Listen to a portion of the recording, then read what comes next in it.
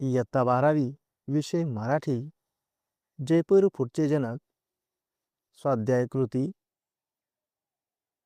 तर मित्रांनो, यामधील पहिलाचा प्रश्न आहे, परिणाम लिहा. घटना आणि परिणाम. घटना अ. अपघातामध्ये सुधाला एक पाय गमवावा लागला. त्याचा परिणाम झाला, तिचे नृत्य कायमचेच बंद पडण्याच्या मार्गावर होते. पंडितजींनी कृत्रिम पाय बनवला. पंडितजींच्या कल्पकतेला येथे आव्हान मिळाले.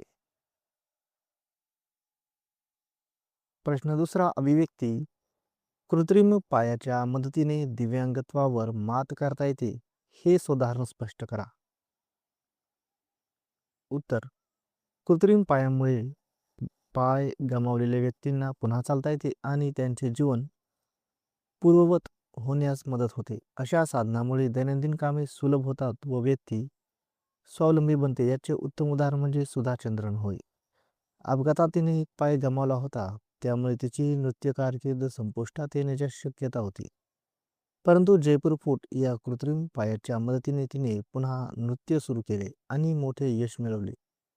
यावरून दिसून येते की कृत्रिम पाय हा केवळ चालण्यासाठीच नाही, तर आत्मविश्वास वाढवण्यासाठीही उपयुक्त ठरतो.